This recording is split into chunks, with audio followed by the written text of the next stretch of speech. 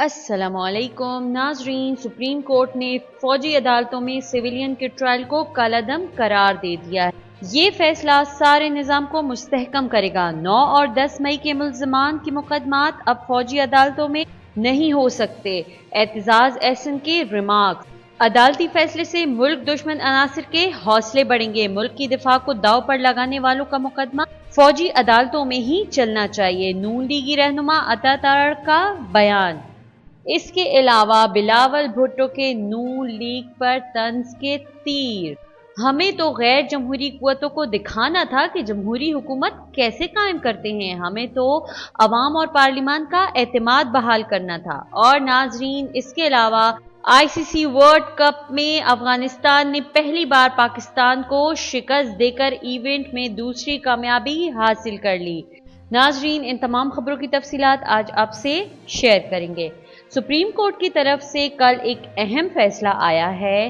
ناظرین، یہ کیس فوجی عدالتوں میں سویلین ٹرائل کے خلاف تھا، جس میں سپریم کورٹ نے فوجی عدالتوں میں سویلین کے ٹرائل کو کالعدم اور غیر آئینی قرار دے دیا ہے۔ ناظرین، یہ کیس 5 رکنی بینچ پر مشتمل تھا، جس کی سربراہی جسٹس اعجاز الاحسن کر رہے تھے۔ بینچ میں جسٹس منیب اختر، جسٹس یحییٰ آفریدی، جسٹس مظاہر نقوی اور جسٹس عائشہ ملک شامل تھیں۔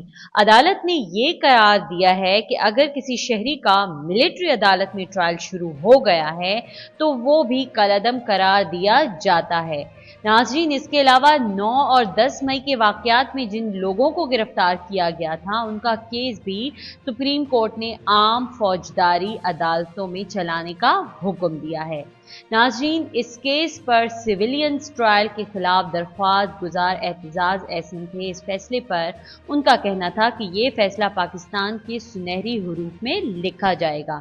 یہ فیصلہ سارے نظام کو مستحکم کرے گا۔ 9 اور 10 مئی کے ملزمان کے مقدمات بھی اب فوجی عدالتوں میں ٹرائل کے لیے نہیں چل سکتے۔ ناظرین، اس کے علاوہ لیگی رہنما عطا تارڑ نے بھی اس فیصلے پر شدید ری ایکشن دیتے ہوئے کہا ہے کہ عدالتی فیصلے سے ملک دشمن عناصر کے حوصلے بڑھیں گے۔ ملک کی دفاع کو داؤ پر لگانے والوں کا مقدمہ فوجی عدالتوں میں ہی چلنا چاہیے۔ پارلیمان 9 مئی کے ملزمان کے ملٹری ٹرائل کی قرارداد منظور کر چکی ہے۔ پارلیمانی قرارداد کی موجودگی میں سپریم کورٹ کے فیصلے کی گنجائش نہیں بنتی۔ کیا غیر ملکی ایجنٹس کا بھی ملٹری ٹرائل نہ کیا جائے؟ چیئرمین PTI نے 9 مئی کو ایک مذموم سازش کے تحت قومی سلامتی کے ادارے پر حملے کروائے۔ شہداء کی یادگاروں کو مسمار کروانے والے قومی مجرم ہیں اور کسی رعایت کے مستحق نہیں۔ پوری دنیا میں اسپیشل کورٹس بنانے کی مثالیں موجود ہیں۔ ناظرین، اس کے علاوہ سپریم کورٹ کی تقریب سے خطاب کرتے ہوئے چیئرمین پیپلز پارٹی بلاول بھٹو نے تمام جماعتوں کو لیول پلینگ فیلڈ کا مطالبہ کرتے ہوئے کہا ہے کہ الیکشن میں تاخیر سے پہلے بھی انکار تھا، اب بھی انکار ہے۔ اس کے علاوہ اپنے خطاب میں نون لیگ پر طنز کرتے ہوئے کہا کہ ہمیں تو غیر جمہوری قوتوں کو دکھانا تھا کہ جمہوری حکومت کیسے قائم کرتے ہیں، ہمیں تو عوام اور پارلیمان کا اعتماد بحال کرنا تھا۔ راتوں رات ادارے نیوٹرل ہو رہے تھے۔ واہ جی واہ، سب ایک ہی ادارے کے ذریعے احتساب کے قائل ہیں۔ اس کے علاوہ اپنے خطاب میں الیکشن کمیشن سے فوری الیکشن کروانے کا مطالبہ کرتے ہوئے کہا ہے کہ الیکشن کمیشن جلد الیکشن کی تاریخ اور شیڈیول کا اعلان کرے۔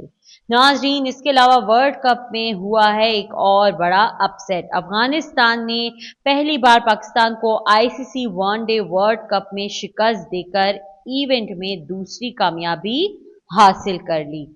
ناظرین، میچ میں پاکستان نے ٹاس جیت کر پہلے بیٹنگ کا فیصلہ کیا اور ایوریج بیٹنگ سے 282 رنز ہی سکور کیے اور 282 پر ہی ساری ٹیم آؤٹ ہو گئی، جبکہ افغانستان نے 2 وکٹوں کے نقصان پر بآسانی 49 اوورز میں یہ ہدف پورا کر لیا۔